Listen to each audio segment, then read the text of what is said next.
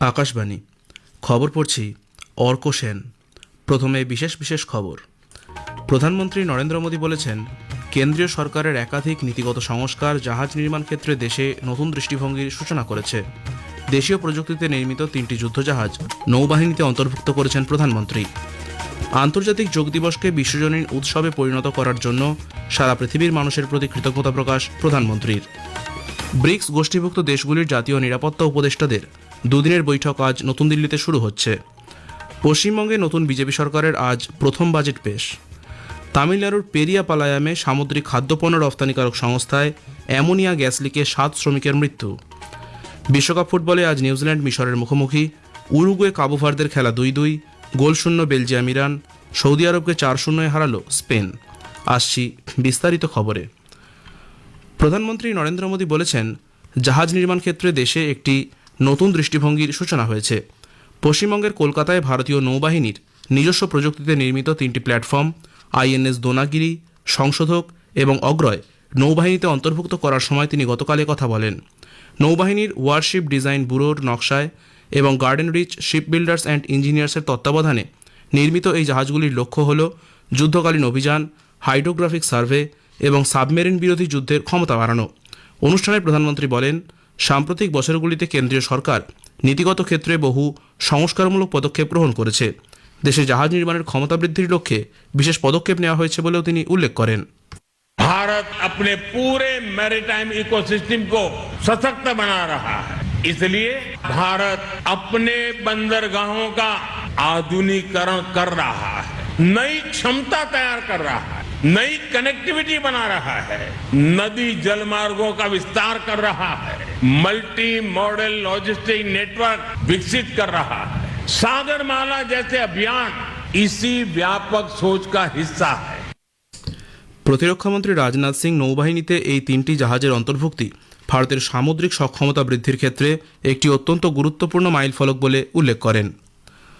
প্রধানমন্ত্রী নরেন্দ্র মোদী আন্তর্জাতিক যোগ দিবস 2026কে একটি বিশ্বজনীন উৎসবে পরিণত করার জন্য সারা পৃথিবীর মানুষের প্রতি কৃতজ্ঞতা প্রকাশ করেছেন। সমাজমাধ্যমে এক বার্তায় প্রধানমন্ত্রী বলেন, সুস্বাস্থ্যের জন্য যোগব্যায়াম বিভিন্ন দেশের সর্বস্তরের মানুষকে একত্রিত করছে। এই ঘটনা অত্যন্ত উৎসাহব্যঞ্জক।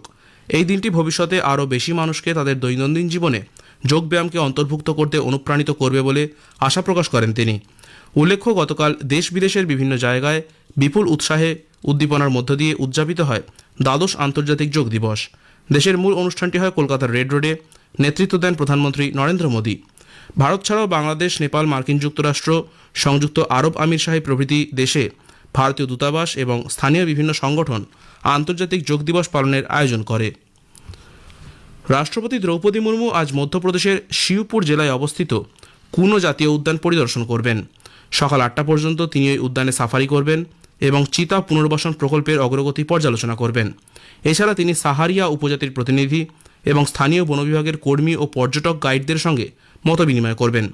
পরিদর্শন শেষে রাষ্ট্রপতি শিবপুর থেকে গোয়ালিয়রের উদ্দেশ্যে রওনা হবেন। সেখান থেকে ভারতীয় বিমান বাহিনীর একটি বিশেষ বিমানে নতুন দিল্লি ফিরে আসবেন তিনি। উল্লেখ্য, 2022 সালে প্রধানমন্ত্রী নরেন্দ্র মোদীর জন্মদিন উপলক্ষে নামিবিয়া থেকে আনা 8টি চিতা কুনো জাতীয় উদ্যানে ছাড়ার মাধ্যমে ভারতের চিতা পুনর্বাসন প্রকল্পের সূচনা হয়।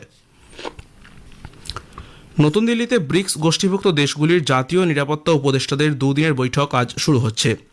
ভারতের জাতীয় নিরাপত্তা উপদেষ্টা অজিত ডোভাল এই বৈঠকে সভাপতিত্ব করবেন। ভারত সহ ব্রিক্স গোষ্ঠীর 11টি সদস্য দেশের নিরাপত্তা প্রধানরা অংশ নিতে চলেছেন এই বৈঠকে। বৈঠকের মূল ভাবনা বর্তমান বিশ্বে অপ্রচলিত নিরাপত্তা সমস্যা। এতে জাতীয় নিরাপত্তা সমস্যাগুলির দ্রুত পরিবর্তনশীল প্রকৃতি এবং নিরাপত্তা ঝুঁকিতে নতুন প্রযুক্তির ভূমিকা নিয়ে আলোচনা হবে। উল্লেখ্য, ভারত চতুর্থবারের মতো ব্রিক্সের সভাপতির দায়িত্ব পালন করছে। পশ্চিমবঙ্গের নতুন বিজেপি সরকার আজ তাদের প্রথম বাজেট পেশ করবে। দুপুর 12টায় বিধানসভায় বাজেট পেশ করবেন অর্থমন্ত্রী স্বপন দাশগুপ্ত। উল্লেখ্য, বিপুল পরিমাণ সংখ্যাগরিষ্ঠতা নিয়ে এই প্রথম বিজেপি এ রাজ্যে ক্ষমতায় এসেছে। স্বভাবতই তাদের প্রথম বাজেট নিয়ে ব্যাপক প্রত্যাশা তৈরি হয়েছে জনমানসে। কেন্দ্রীয় মধ্যশিক্ষা পর্ষদ সিবিএসই দ্বাদশ শ্রেণীর উত্তরপত্র যাচাই এবং পুনর্মূল্যায়নের ফলাফল প্রকাশ করেছে। এক বিবৃতিতে বোর্ড জানিয়েছে, ফলাফলগুলি পর্যায়ক্রমে প্রকাশ করা হচ্ছে। গতকালই মোট আবেদনের 87%-এরও বেশি ফলাফল ঘোষণা করা হয়েছে। আবেদনের জন্য যাবতীয় তথ্য http://results.digilocker.gov.in ওয়েবসাইটে দেখা যাবে। কঠোর নিরাপত্তার মধ্য দিয়ে গতকাল স্নাতক স্তরের চিকিৎসা বিজ্ঞান কোর্সে ভর্তির জন্য নিট ইউজি 2026-এর পরীক্ষা আবার নেওয়া হয়েছে। ভারতের 551টি এবং বিদেশের 14টি শহরে 22,79,000-এরও বেশি পরীক্ষার্থীর জন্য এই পরীক্ষার আয়োজন করা হয়। দুপুর 2টা থেকে বিকেল 5টা 15 পর্যন্ত ইংরেজি এবং 12টি ভারতীয় ভাষায় এই পরীক্ষাটি নেওয়া হয়। খবর শুনছেন আকাশবাণী থেকে। তামিলনাড়ুর পেরিয়াপালায়ামে গতকাল একটি সামুদ্রিক খাদ্যপণ্য রফতানিকারক সংস্থায় অ্যামোনিয়া গ্যাস লিকের ঘটনায় অন্তত 7 জন শ্রমিক প্রাণ হারিয়েছেন। 70 জনেরও বেশি আহত। উদ্ধার কাজ চলছে, মৃতের সংখ্যা আরও বাড়তে পারে বলে আশঙ্কা। এনডিআরএফ এবং রাসায়নিক ও পারমাণবিক পরিস্থিতি মোকাবিলার জন্য বিশেষ দলগুলি দ্রুত উদ্ধার কাজ শুরু করে এবং কঠোর নিরাপত্তা বিধি মেনে গ্যাস নিঃসরণ নিয়ন্ত্রণের চেষ্টা চালায়। উপরাষ্ট্রপতি সিপি রাধাকৃষ্ণন ও প্রধানমন্ত্রী নরেন্দ্র মোদী এই ঘটনায় নিহতদের পরিজনদের প্রতি সমবেদনা জানিয়েছেন। মুখ্যমন্ত্রী সি জোসেফ বিজয় এই ঘটনার উচ্চ পর্যায়ের তদন্তের নির্দেশ দিয়েছেন এবং 3 সদস্যের একটি কমিটিকে 24 ঘন্টার মধ্যে রিপোর্ট জমা দিতে বলেছেন। নিহতদের পরিবার পিছু 2 লক্ষ টাকা করে আর্থিক সহায়তা দেওয়ার কথাও ঘোষণা করেন মুখ্যমন্ত্রী। কেন্দ্রীয় উপভোক্তা সুরক্ষা কর্তৃপক্ষ সিসিপিএ বিভ্রান্তিকর বিজ্ঞাপন ও অন্যায্য ব্যবসায়িক কার্যকলাপের জন্য 2টি এফএমজিসি কোম্পানিকে 1 লক্ষ টাকা করে জরিমানা করেছে। এই কোম্পানিগুলি তাদের খাদ্যপণ্যের বিবরণে 100% শব্দ ব্যবহার করে বিভ্রান্তি তৈরি করেছে বলে অভিযোগ। সিসিপিএ জানায় 100% একটি সুনির্দিষ্ট গাণিতিক সংখ্যা, এটিকে পণ্যের বিবরণে আনুমানিক হিসেবে ব্যবহার করা উচিত নয়। 62,42 লক্ষ টাকার ব্যাংক জালিয়াতির ঘটনায় কেন্দ্রীয় তদন্ত সংস্থা সিবিআই মুম্বাইয়ের একটি সংস্থার অংশীদারদের সঙ্গে যুক্ত বিভিন্ন স্থান এবং অন্যান্য জায়গায় তল্লাশি চালিয়েছে। সিবিআই জানিয়েছে মুম্বাইয়ের ইন্ডিয়ান ব্যাংকের SAM শাখার অভিযোগের ভিত্তিতে চলতি মাসের 18 তারিখে একটি মামলা দায়ের করার পর এই তল্লাশি অভিযান চালানো হয়। সুইজারল্যান্ডের বার্গেনস্টকে পশ্চিম এশিয়ায় যুদ্ধ অবসানের লক্ষ্যে মার্কিন যুক্তরাষ্ট্র ও ইরানের মধ্যে বৈঠক শুরু হয়েছে। কাতার ও পাকিস্তান এই আলোচনায় মধ্যস্থতা করছে। মার্কিন প্রতিনিধি দলের নেতৃত্ব দিচ্ছেন মার্কিন ভাইস প্রেসিডেন্ট জেডি ভান্স। অন্যদিকে ইরানের প্রতিনিধি দলের নেতৃত্বে রয়েছেন স্পিকার মোহাম্মদ বাগের গালিবাফ এবং বিদেশমন্ত্রী আব্বাস আরাকচি। লেবাননে ইসরায়েলের তরফে হামলার জেরে হরমুজ প্রণালী পুনরায় বন্ধ করে দেওয়া হয়েছে বলে তেহরানের তরফ থেকে দাবি করা হলেও মার্কিন সামরিক বাহিনী জানিয়েছে এই জলপথটি সব ধরনের জাহাজ চলাচলের জন্য উন্মুক্ত রয়েছে। ইথিওপিয়ার ক্ষমতাসীন দল প্রধানমন্ত্রী আবিই আহমেদের নেতৃত্বাধীন প্রসপারিটি পার্টি সেদেশের সংসদীয় নির্বাচনে বিপুল সংখ্যাগরিষ্ঠতা বজায় রেখেছে। ইথিওপিয়ার জাতীয় নির্বাচন বোর্ড জানিয়েছে প্রসপারিটি পার্টি প্রতিনিধি পরিষদে 501টি আসনের মধ্যে 438টিতে জয়লাভ করেছে। আগামী অক্টোবরে নতুন সংসদের অধিবেশন বসার কথা রয়েছে। এখন বিশ্বকাপ ফুটবলের খবর। বিশ্বকাপ ফুটবলে গ্রুপ জির ম্যাচে আজ নিউজিল্যান্ড মিশরের বিরুদ্ধে খেলবে। ভ্যাঙ্কুভার স্টেডিয়ামে খেলা শুরু হবে কিছুক্ষণ পরই সকাল 6:30টায়। এদিকে গতরাতে গ্রুপ এইচের ম্যাচে মিয়ামি স্টেডিয়ামে উরুগুয়ে কাবো ভার্দের মধ্যে খেলাটি 2-2 গোলে ড্র হয়। কেভিন পিনা 21 মিনিটে গোল করে প্রথম কাবো ভার্দেকে এগিয়ে দেন। 44 মিনিটে উরুগুয়ের হয়ে গোল করেন ম্যাক্সিমিলিয়ানো আরাউহো।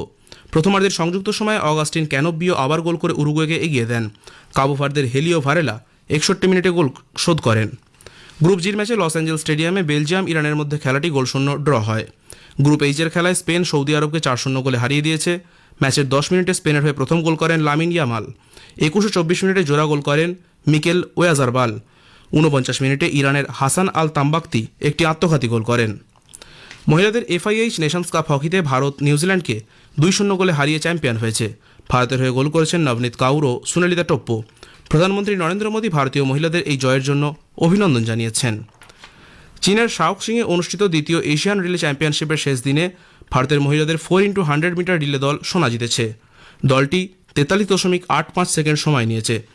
এছাড়া ভারতের মিক্সড 4x400 মিটার রিলে দল 3 মিনিট 17.06 সেকেন্ড সময় নিয়ে রূপো পেয়েছে। শেষ করার আগে খবরের বিশেষ কিছু অংশ আরও একবার। প্রধানমন্ত্রী নরেন্দ্র মোদী বলেছেন কেন্দ্রীয় সরকারের একাধিক নীতিগত সংস্কার জাহাজ নির্মাণ ক্ষেত্রে দেশে নতুন দৃষ্টিভঙ্গির সূচনা করেছে। আন্তর্জাতিক যোগ দিবসকে বিশ্বজনীন উৎসবে পরিণত করার জন্য সারা পৃথিবীর মানুষের প্রতি কৃতজ্ঞতা প্রকাশ প্রধানমন্ত্রীর।